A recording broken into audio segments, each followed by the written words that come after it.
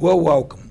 Tonight, we have two people who want to help the town and want to help several towns by taking over the role that John Fernandez has filled. So as part of what I always beg people, we've invited them on. Now, like I say, I'll never ask you to vote for any specific candidate, but I'll beg you to get informed.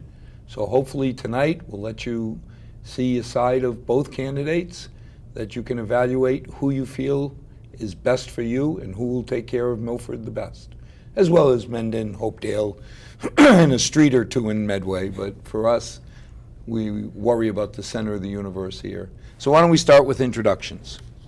Well, my name is Sandra Slattery Biagetti, and I'm running for state representative for the Worcester 10th District. Brian Murray, as you know, and I'm also a candidate on the Democratic slate for the state representative position. So by luck of the draw or whatever, you get the first question. I do, okay. And no surprise, Brian, I'm from Milford. Why should I vote for you? Well, Hal, let me first say that it's always a pleasure to be here to talk to you. Contrary to what people might think who watch us on the Finance Committee meetings, I do enjoy going at it with you, and I always respect your perspective and your interest and your passion on behalf of the town. And we've talked about this before. I hope it's not redundant, but you know, when John Fernandez announced his retirement, you know, it's something that I had thought about for a number of years. You know, it's really a natural evolution, I think, personally and professionally, of the level of service that I've done. I served 12 years on the school committee in Milford. From there, I went to the Board of Selectmen. I'm now into my 16th year as a member of the Board of Selectmen in Milford. And as you know, in addition to those formal elected committees, I've served on a number of volunteer committees, starting back with the Draper Park, the War Memorial Committee, the Memorial School and Stacy School renovation project, which was quite a project back in the early 1990s. The Senior Center Building Committee, I chaired that committee. The field project up at the high school, I chaired that committee. And most recently, I've chaired the Armory Renovation Committee for the Youth Center. So I think with the level of experience that I've had, the interaction as a town municipal official and the state at various levels and various issues, I think that my experience and perspective would serve the community and the surrounding communities, Mendon, Hopedale, and Medway, very well. Personally, I think it's a challenge for me professionally. I think it's something that's invigorating after having, you know, served 5, now into my 6th term as a member of the Board of Selectmen. I think the challenge really is getting to know the other communities personally, and then also the issues that they consider important. I feel that I have a pretty good handle and knowledge and grasp of some of the issues that we have in Milford, and it's really, you know, a challenge to get out and talk to people in the other communities to find their interests as well. But at the end of the day, I think the things that I've been involved in will best serve the communities of the 10th District. Thank you. Sandy, I'm from Milford. Why should I vote for you? Well, Al, I was born and raised in Milford by my two wonderful parents, Jim and Eleanor Slattery. And I attended the Milford schools, and a lot of people don't know this about me, but we didn't have a lot of money when I was younger, and we went into the Veterans Housing Project, which is known as Luby Ave, and I never really appreciated the fact that we had this social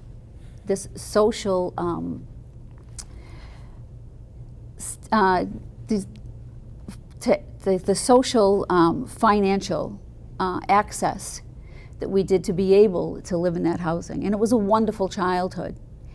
And when I went to the Milford schools, and when I graduated, my family did not have the financial backing for me to be able to go to college. So I ended up working straight out of high school.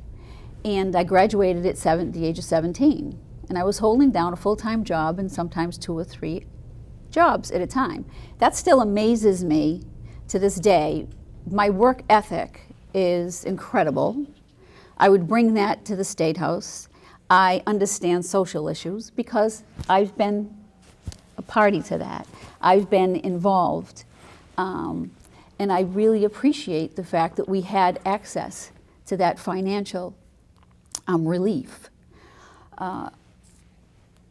As far as, and I've been working in this area, in this district, for 30 years as an insurance agent, and I have hundreds of clients that I've dealt with personally and professionally, and held their hand through bad times, celebrated good times with them.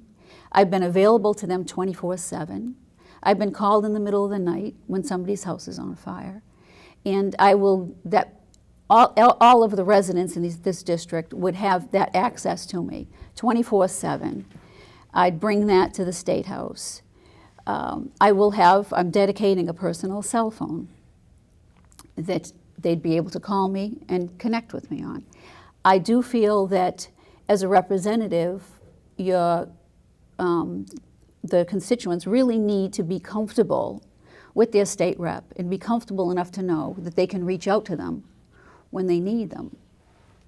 And I am going to make a promise also that I will never vote to raise a tax. I will never vote to add a tax. And I will absolutely do my best to make sure that my presence at the State House is 100%, especially as far as my voting record. I'll be there voting, hopefully 100% of the time, God willing. But I will dedicate myself as much as I do to my job and to my clients that I do now. I'll be there for everyone. And I just firmly believe that I have the compassion, and I've been there, and I understand the needs of the people. I understand that how you have to work so hard. I have an unbelievable work ethic. And I look back and I think at 17 that that I had to work 2 and 3 jobs goes to my character. And I'm a very, very loyal person. And I think, I've been selectman in my town. I've been on the school committee. I'm still on the zoning board of appeals. So I understand the hardships with people and their properties when they may be devastated by things that are going around and being constructed around their properties. I'm also on the opioid task force in Hopedale. I was on the committee to select our town administrator, Steve Setti, which was a fantastic choice for us.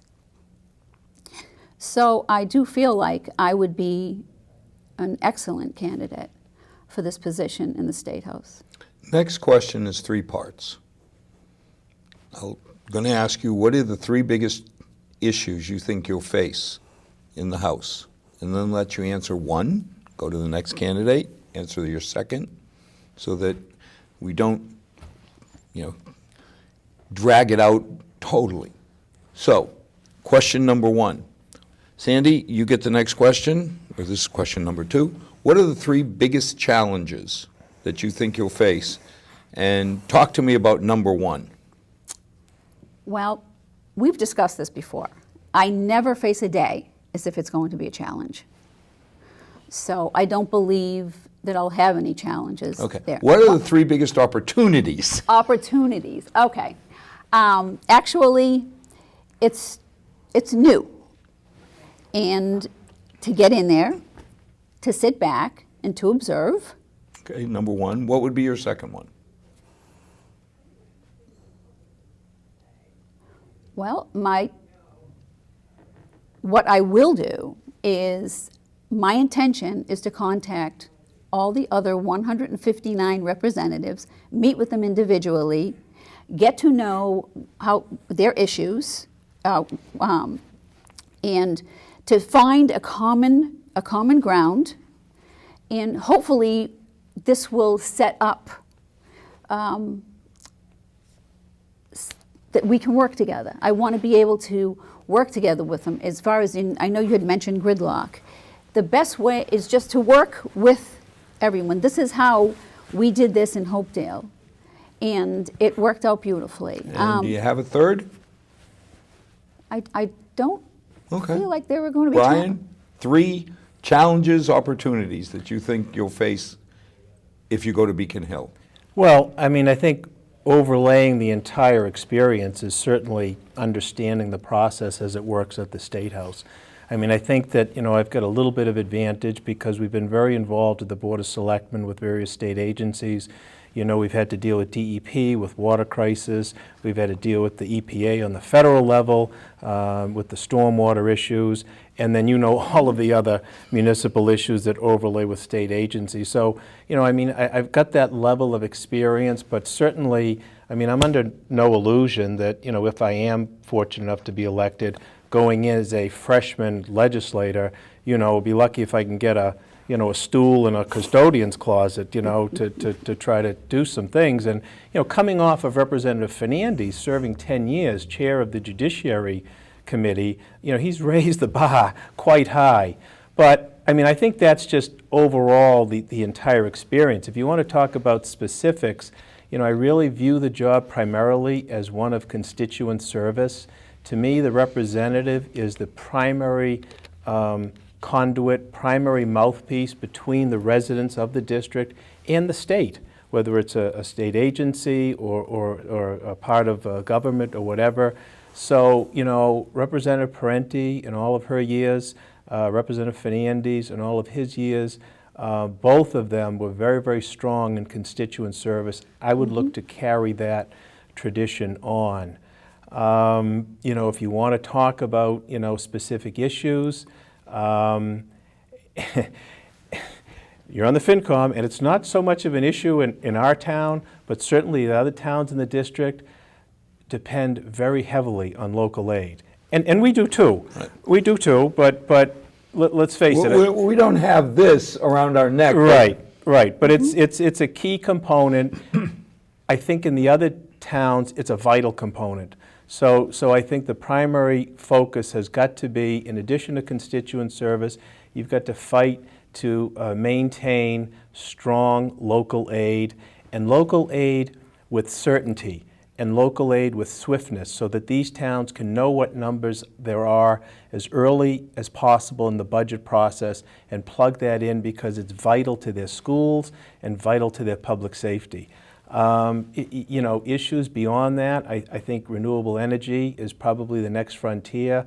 I think economic development in our state is very, very important. We're not looking to raise taxes, but if we can encourage economic development, that's going to grow the state economy. And in a microcosm kind of way, that's what we've done in the town of Milford. We've been very business friendly, we've been very industry friendly, and I think that that's been a key piece as to why we're in the favorable financial situation that we are. So, I think those principles really carry forward to the next level, and I think that's what I'd be looking to focus on. You mentioned communication, as your number 2, talking to everybody in the House, the Senate. How would you go about that? One of the things that I think we've been fortunate, Brian, you brought up where you say, okay, we disagree on issues, approach, whatever, but at the end of the day, I hope it remains a Reagan-O'Neill thing, where yes, we can disagree, but there's still a respect. And I don't see in Washington politics the Reagan O'Neill model anymore. You know, they're talking over each other, they're screaming at each other. I was never an Obama supporter, but the minute he became our president, he's our president. I don't want him to fail. Right. And too many times I see it's almost a personal thing. How would you address that in Beacon Hill? Well, I addressed that when I was selectman in Hopedale. There was a little bit of, problems with communication. You go in and you show respect for each other. That's number one. You have to show respect for each other. You listen to each other without interrupting, I might add. I know we were discussing that. But in the end, when you do show, especially during negotiations, during union negotiations, they worked out beautifully. We settled them as quickly, faster than they've ever been settled before.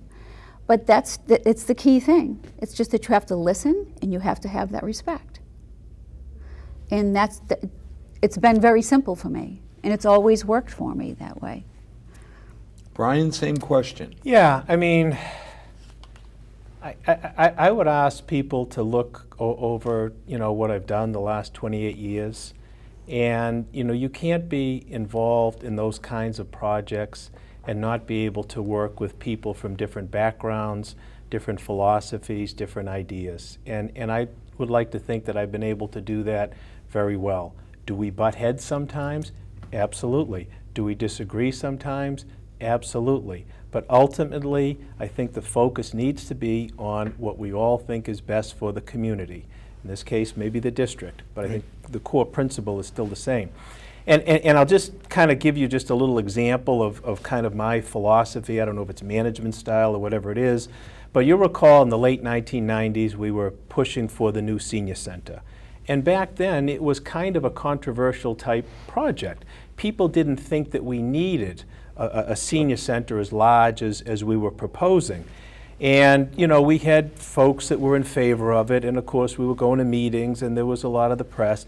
And there was this one, so we finally got the committee formed, and there was this one senior, and you may recall, and he was highly critical of the project. And he would write letters to the editor against the senior center. He would show up at meetings against the senior center.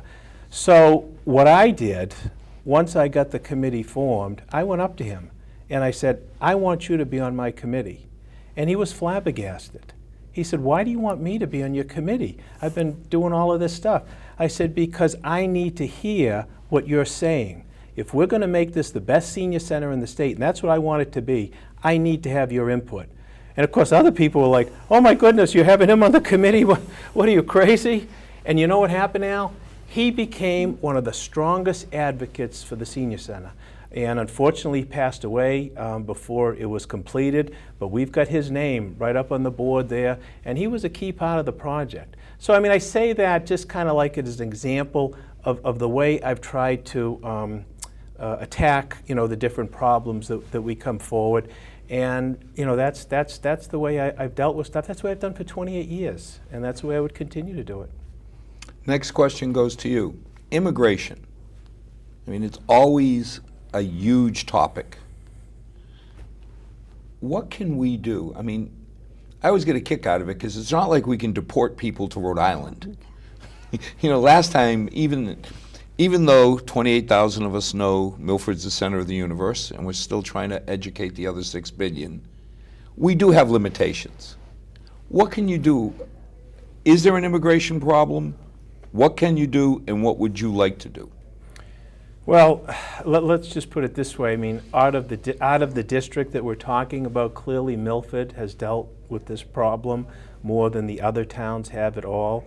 And it's really a federal issue until they can come up with a comprehensive, a cohesive policy on immigration at the federal level. There's not much that we can do on the state and local level other than deal with all of the effects of the folks in Washington not doing their job. And whether you're dealing with it the state or the town or the district, it's sort of the same. And you know, we've tried to manage the effects. And we passed a housing bylaw in the town of Milford. I think probably only the second town in the Commonwealth to do that. So we cut down on groups of people packing into apartment Rooming houses, houses. the rooming houses. We put together the task force to go out and see these properties. We put in the bylaw that makes the state sanitary code rule how many individuals can be in an apartment. And if you remember, that was controversial too. You know, we had a couple of variations on that bylaw. There were people up at town meeting because at one point the language focused on family, and people would say, well, wait a minute, you know, if I'm in the house and my grandfather's here, my grandmother's here, and all of a sudden we've got 8 people. So, you know, we took it away from that focus, and obviously we don't want to impact families, but we wanted to make safe housing. And that was a real drawing point we found for a lot of illegal folks to come in. So we tackled it that way. The school system deals with the ELL population, okay? So we've increased funding at the local level for it, and Representative Fernandes has been very, very strong at the state level to make sure that our schools have the resources that can deal with the effects of immigration that we're left with because it's not being addressed properly at the federal level. You know, and it should be said, really, that we are a nation of immigrants. So, you know, at one point there were the signs, you know, Irish need not apply. And, you know, certainly my family background is both Irish and Italian. And both of those groups, when they came over, were discriminated against and not treated very kindly. So I think it's part of an evolution of the country, but the illegal focus brings a lot of ill effects to the community, like we've talked about in terms of the housing, in terms of the schools. And I guess that the major focus needs to continue to be on the employment opportunities. Now, you know, as chairman, I was the one, along with Dino DeBartolomeus and Bill Buckley, brought the ICE image program into Milford. Only community that's ever done that. So now we have a coordination with ICE to monitor the employment system in the community and also work hand in hand with the police department. Our police department, every time someone gets arrested, the fingerprints, the information goes off to ICE. If ICE thinks that person is worthy of detention, the department will hold them on a retainer until ICE comes in. So we've got that coordination going as well. But I think that the major focus really needs to be to try to limit the employment opportunities. If there are companies that are employing people illegally, they need to be reported. They need to be penalized. Milford, one of the other things that we instituted at the town level is that we require all contractors who do work for the town. So if they're bidding on the school building project, or if they're bidding on the armory, they've got to certify their employment records. They've got to provide the I-9s. They've got to certify their employees. So we've done what we can to try to limit and really stop that sort of illegal immigration. And those are the kinds of policies that I would support going forward to the state level. So Sandy, do we have an immigration problem? What can be done, and what would you recommend we do? Well, we do have an immigration problem, and it's become very, very expensive and costly, especially to the education system. And I feel that the access to benefits is far too easy. To be able to, they can apply, and this is, I'm talking more on illegal immigration. I'm not implying that there is a process to become a citizen of the United States. That process should be followed. So thus, it's illegal immigration. And what happens is they can go to a Social Security office. They're denied a Social Security number and a card, and they get an X number. And then they qualify for certain benefits. A lot of these benefits are through EBT cards. there's a cash benefit on it. These benefits, of the EBT cards, and I give all the credit to our state for putting the photo ID on an EBT card. The problem with that is, on the other end of it, cashiers and clerks are not allowed to ask to see the picture on the EBT card because it's discriminatory. Especially if your stores do not ask for an ID from every person that uses a card going through that register, they're not allowed to ask to see the picture on the EBT card of the person using it. Now, one person qualifies for that card, and they're issued these benefits based on their income and et cetera, other factors. But yet, the picture on that card is actually no good because they can't ask to see that the person. So there's a lot of misuse in this. $87 million in Massachusetts cash was found in 2013 by the state auditor. 87 million of this cash benefit was spent outside of Massachusetts, in Florida and in California, and they found it was abuse of this, this money. So personally, I would try to close that and stop that cash option, or at least give the store owners or the people where these cards are being used, give them the ability to ask and prove that the person using that card is actually the person that received those benefits in the first place. There's a lot of money going out in benefits through abuse. And the problem with that is, and as I said, I've lived this, everybody who seriously needs this gets painted with the same brush as the people who are abusing the system. And that's one of the first things that I would go for. Now, we talk about all these issues. The one that's nearest and dearest to everybody's heart, and you already brought it up, is the economy. If you don't have a job, what was it, unemployment statistics are interesting until you're one of them, then they're critical. That's right. What would you do to create opportunities or jobs, and I won't say Milford, but the area?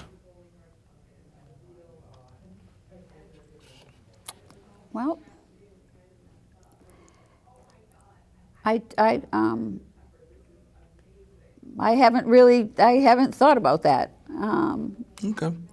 Brian, ideas? Yeah, obviously, I think economic development is a key point, and there were some key bills, key items passed in the economic development package that the legislature and the governor signed this year. First and foremost, I think the workforce needs to be educated. So it really comes back to investing in our schools, making sure the teachers and staff have the tools that they need so that kids can enter the 21st century with the tools that they need. I think our vocational education programs have expanded greatly. I would continue to support those because I think that's key. Housing is another key component. I went to Medway and talked to one of the selectmen, and he said that one of the factors holding business back is not enough housing. So, that's another area that needs to be addressed. Affordable housing that makes sense, that people aren't taking advantage of, that works for middle income people or younger people trying to get either an apartment or a house. Close monitoring at the state level to make sure that the right people are getting that kind of housing. Encouraging new industries. Again, I see renewable energy as such a benefit on so many fronts. It can help us with fossil fuel reduction, but at the same time, it can encourage new jobs and great opportunity. So, that kind of industry, along with your high-tech manufacturing, your biotech, they need to be encouraged. And we've done that kind of stuff in the town of Milford. We've been very creative, I think, with TIF agreements, which some people call them as tax breaks. I don't call them that. I call them development incentives, which is what they really are. We've been very supportive in infrastructure, Businesses want to know that their employees are going to be able to drive to work on the roads in the communities. So, you need to maintain a good, solid infrastructure.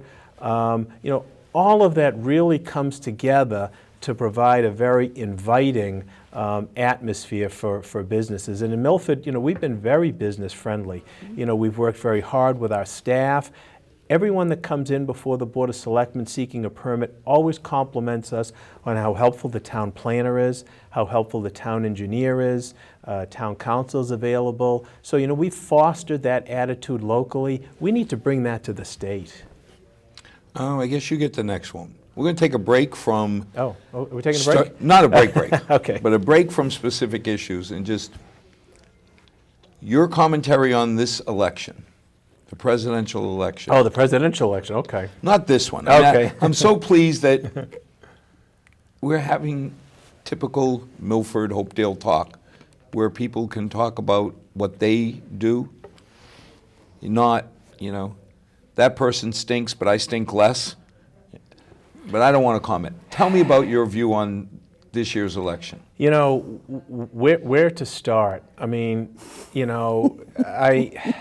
there's so many different levels on this, and I think we talked about it before. I was a political science major in college, and that came on the wake of the Watergate crisis. So all of the classes were geared towards studying that presidential separation of powers.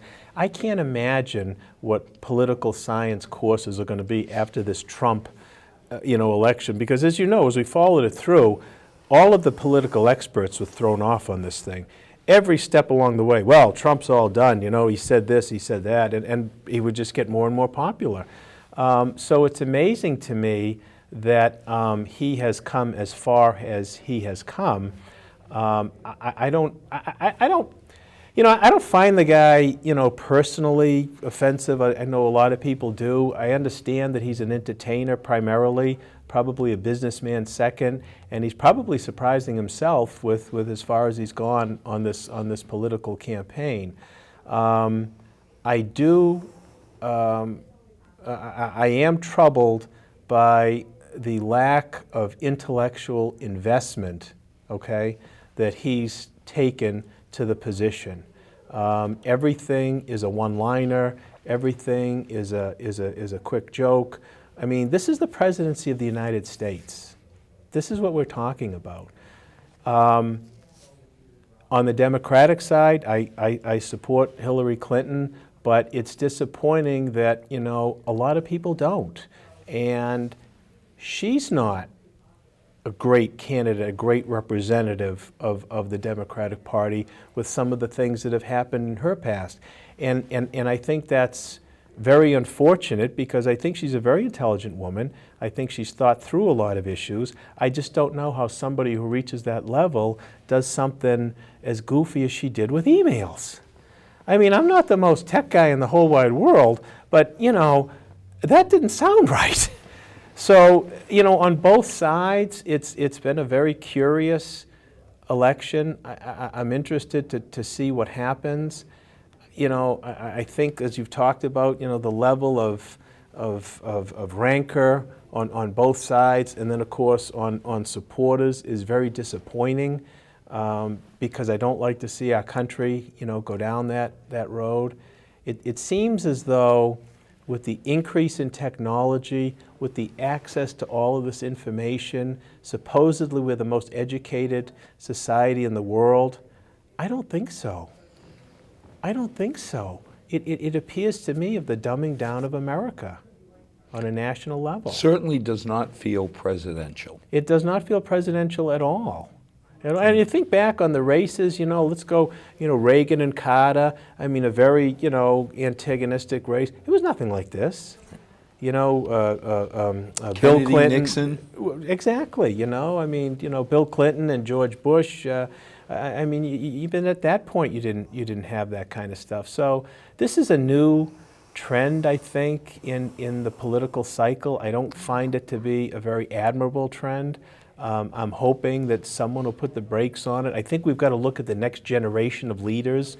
When you look at these conventions, then you see kind of the JV, the congressmen, the senators. That's what's on the horizon, and hopefully that generation, I think, will be a little bit better than this generation. Sandra, your comments on the presidential election.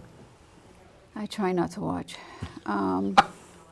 That's truly a sad statement. It is. It is. When It's very people involved in frustrating. politics And don't want to as to watch. what we were discussing before, just the interruptions and the rude behavior, it's very frustrating to me, and I have to turn that off. But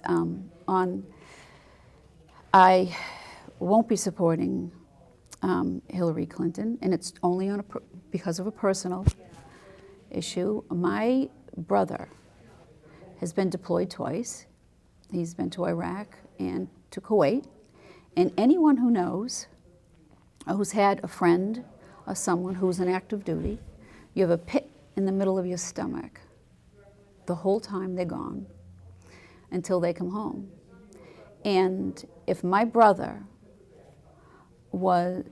needed the security and needed the help of the government and was denied that help during a time such as Benghazi, I don't know that I would have been as respectful as the families were that were involved in that. And so I will not be supporting Hillary Clinton based on a personal decision, nothing to do with party affiliation. Next question, as we look to freshmen going up. I mean, over the years, I've continuously heard, oh my God, Lou Bertinazi is not going to be there. Look at all we're going to lose. Oh my God, Marie's leaving. Oh my God, John Fernandez is leaving. And yet, it seems like the bar gets raised every single time. When you show up at Beacon Hill, if they gave you a choice, what areas or projects would you want to take on? I would take on with Shauna O'Connell to pass legislation as far as removing the cash benefits for the EBT cards in Massachusetts. That's the first thing I would start with. You have another one? I'll get to that another time. Okay. But this would be my focus right now, because I think we could really, really we could really stop a lot of the abuse just by doing that one thing. Brian, you show up and they say, pick something you want to tackle. I have to say, Not that that'll happen. I say, but which direction I go? Where do I park? And again, if I'm fortunate enough to be elected, and it's even presumptuous to indicate that you're going to be able to have such a choice, but if it's a perfect world and I did have a choice, I would probably look to try to get on the Committee of Local Affairs, because I know that as a freshman legislature, if you do nothing else, you can make a difference with your constituency. You can make a difference in the district. That would go hand in hand very nicely with the committee assignment on local affairs, and also, I think, play to a strength in my experience as a municipal official.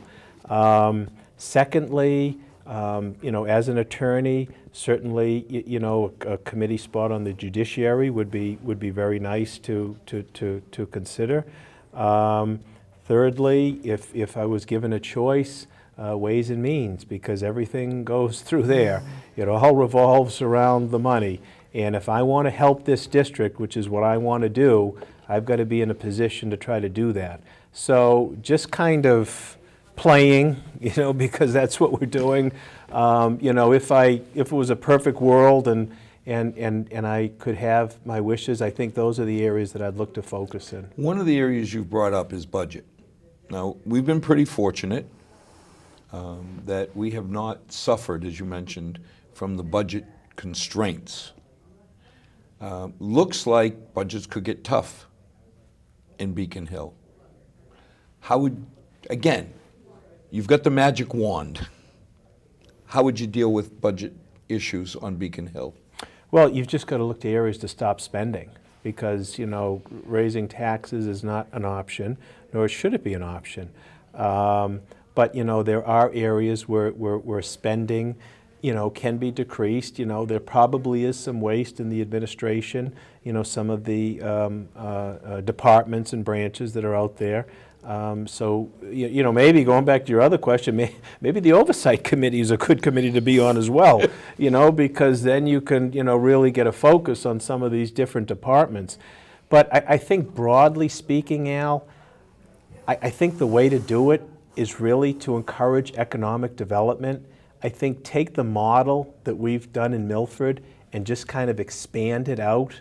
You know, if we've got good businesses coming to the state, if they're successful, if they're generating revenue, taxes take care of themselves.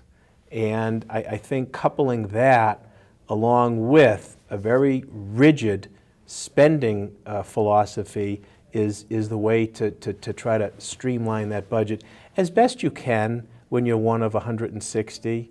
I mean, it's a whole different perspective, I think, going to that level, being with such a large group as opposed to, you know, being on the Board of Selectmen. Well, you got 3 in the town, you know. But I think the important thing, which I would ask people to focus on, is really your core principles. And when you look at the core principles that I've had in my 28 years, you know, we've encouraged business, as we've talked about, you know, strong infrastructure, strong education. So if you encourage business to come to the Commonwealth, that's going to increase revenues. And at the same time, you hold a hard line on spending, which is what we've done in the town of Milford. Sandra, you brought up taxes, so I guess this is an open question for you. How would you deal with the budget issue? Well, absolutely tighten the budget belt. A lot of families and a lot of our residents, when times get tough, they tighten the belt. They don't pull from other, you know, they don't pull from somebody else's pocket. Our governor, I would support our governor.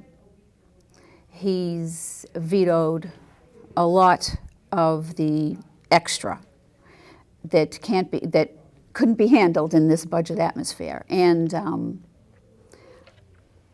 I would actually go along and try not to override, you know, his vetoes. But I would definitely, but as I said, I would definitely not raise taxes to increase. I would, for example, to add that miles driven tax was, that is, you know, something I would definitely not have voted for. But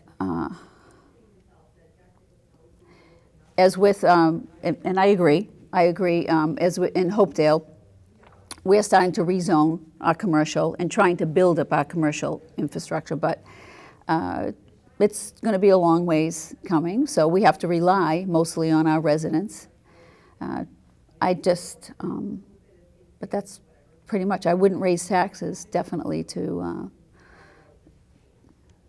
So now both of you are coming off strong town involvement, selectmen, Yes. school committee, Yes. right down the line. How do you learn, how do you approach taking what you've done in Hopedale, which you've done in Milford, and expand it? Because now you have Mendon, Milford, Hopedale, and 2 streets in Medway.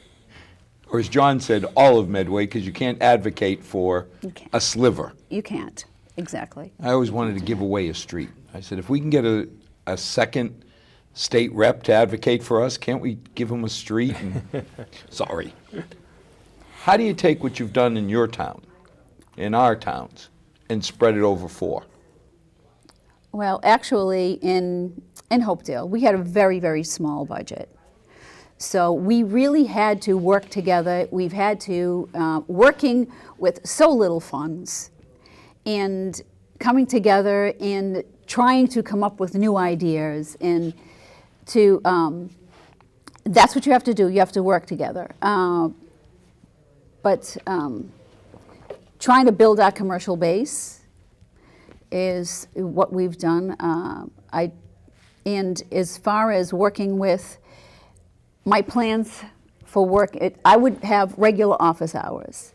I'd be attending regular meetings, meeting with department heads, finding out what their needs are, and bringing them, to the State House. That's about. Brian, you've been involved in Milford. How do you now take that and expand it to Hopedale, Mendon, Medway? One of the things that I think I've learned over the years in public service and certainly politics, regardless of what level you're at, whether it's local, state, or even national, the issues might be different. They might be greater in magnitude, but the dynamic is still the same. It's still the same dynamic that we deal with in the town of Milford in terms of cooperating on ideas, trying to put forth proposals, trying to solve problems. That's the same dynamic that exists at the state level and ought to exist at the national level as well.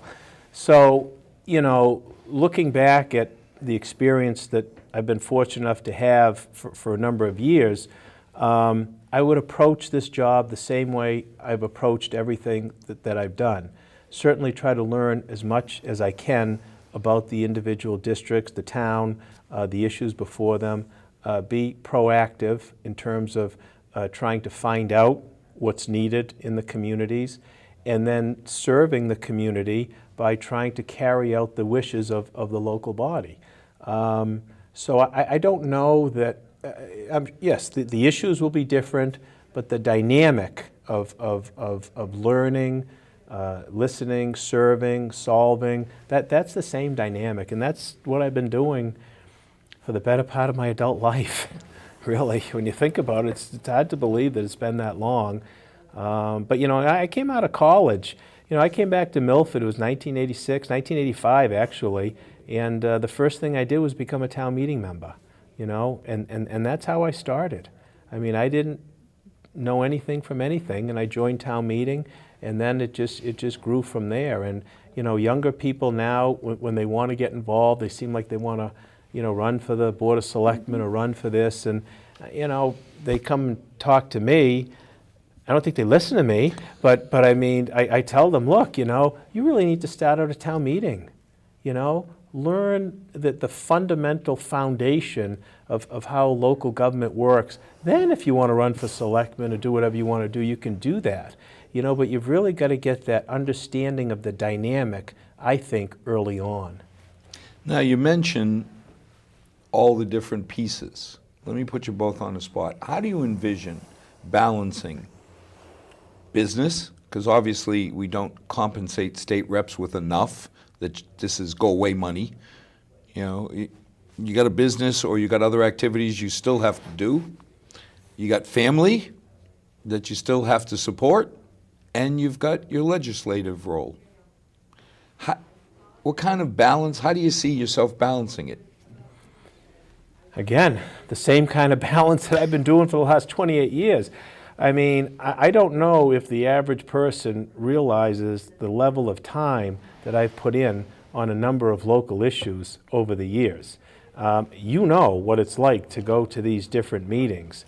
So from my perspective, I really see this as kind of a change in my career, and my primary focus would be the state representative job. I would consider that as my first-time job. My full-time job, and what I would look to do would be to scale back and adjust my practice, my law practice, so that I'm not handling litigation cases. I'm not going to court on criminal cases. I'm not going to the Superior Court. I'm going to omit that entire portion of my practice and focus on things that I can work around my schedule, estate planning for people, some bankruptcy that I do, real estate, things that I can work around the state rep schedule, not vice versa. Now, the other thing is, and I've said this before, that if I am able to be elected, I would announce that I would be resigning the selectman seat as of April 4th. because I would not want to put the town through a special election, and I would not want to leave the board with only 2 members. So that would allow people to run for that open seat. It'd be a span of three months. But, you know, if I take all of the town duties that I'm currently involved in off the plate, all of a sudden my schedule frees up a whole lot. It frees up a whole lot, you know, because I'm going to tell you right now, I've been working on the field project and the armory project since 2007.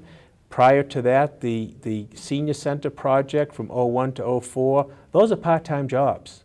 Those are part-time jobs where there's not a day that goes by that I'm not dealing with the contractor, the architect, the committee. So as those have gone off and we're winding down on the field and winding down on the army, thank goodness, all of a sudden those are part-time jobs that I no longer have. So the schedule that I've been keeping for the last 28 years has really been Herculean. It really has. And I think going forward here is just going to be a shifting of priorities. And I would view this job really as my prime job, and the law practice would just really be kind of a secondary supplement. Sandra. Exactly. Anybody who campaigns and knocks door to door for 4 months straight, this would be an absolute breeze. An absolute breeze. But that's exactly what I would be doing. I'd be scaling down in my insurance industry, and this would be my primary job. That's exactly what I would be doing. Personal question. How's your family going to take this? And they're going to say, you're signing up for what? You mean, how did they take it? Or how did they? Yes. Better. Exactly, better yes. said. Well, they're behind me 100%. My mother's afraid that people are going to be mean to me. But other than that, they're all actually very, very proud of me. And I've said to anyone, I will never have fear of anything again after running for this. Nothing will scare me. Brian, from little I can't call her little freckle nose anymore. You let her grow up. My little one, yeah. You know, but Yeah. how's the family feel about you now? I mean, very comfortable in Milford, now taking on Boston. You know, my family, I mean, this has been a way of life for my family and really generations prior. I mean, my grandfather was first elected to the state legislature in 1916. So it's really been a family tradition in my house, you know, public service. It's what we grew up with. You know, the kids have always been supportive. I think you'll remember back when I was on the school committee, the kids were small. We had them at the bake sale. We had to set up a special play area, you know, for all the kids. But I mean, that's the way we rolled. You know, that's the way we did the bake sale. So, you know, for the last 28 years, it's really been a family involvement. My kids have great memories of all of the different events that we've had. My wife is just a saint to be able to do all of the work that she needs to do, put up with some of the backlash that's happened over the years from people that are probably less considerate than others. You know, that goes with the turf. I don't take things personally. You know, coming up, oh gosh, I'm coming up on the anniversary of my mother's passing. 1 year, and that was a change in life. You know, so that was a schedule that we had, and that was very important. And all of a sudden, you know, we don't have that obligation anymore, where we had to make sure that, you know, she had what she needed and so forth. And we were very lucky to do that. So that's changed our personal dynamic a little bit, and actually has allowed us to consider to be able to do this kind of a thing. But you know, the family, what are you going to do? I wouldn't be able to do this if I didn't have their support. Sandra, I'm from Milford. Why should I vote for you? Because you like me. No, I was born and raised in this community. I've worked 30 years in this community. And I love this community. And I will work my heart out. I'll take my strong work ethic and my compassion for the people here, and I will do my best, my absolute best. Brian, I'm from Milford. Why should I vote for you? Well, knowing you, Al, you probably won't. That's a nice little icebreaker. Again, and we've talked about it, you know, I think that, you know, the experience that I've had, the projects that I've been involved in, I think the devotion that I've had to the community really shows the kind of state representative that I would be. I respect the work of people like Representative Parenti, Representative Fernandez, even go back to Sal Semino, Lou Bertnazzi, and I would feel honored to be able to carry on that tradition for the district. I feel as though I can hit the ground running, even though the older I get, the more I realize what I don't know, and I understand that.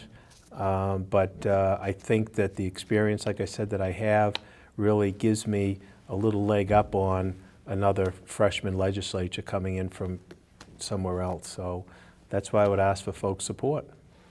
And I do want to thank you. After last night trying to watch the vice presidents not talk to each other, this is actually pleasant. I mean, this is, and again, I'm a little bit biased, this is old Milford values where people can sit, agree to disagree, but yet respect and show respect and really give the image. You know, when our kids were small, you wanted to hold people up to say, this is what you should emulate. Right, wrong, or indifferent, these are people we can be proud of. So as always, to our 6 loyal viewers, I thank you for watching. As I started the show, and I'll end it, I'll never ask you to vote for any specific candidate, but I'll beg you to vote. Get out, watch part of the show, look at other shows, learn about these 2 people, because one of them is going to have a very influential impact on our lives, our children's lives, and the community in general. So please, get out and vote. And as always, may God bless, may tomorrow be a better night than tonight. Thank you. Thank you, Al. Thank you. Nice job as always.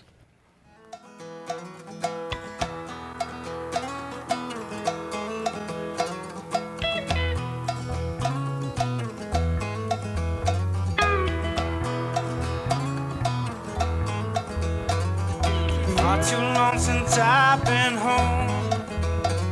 Been running all my life just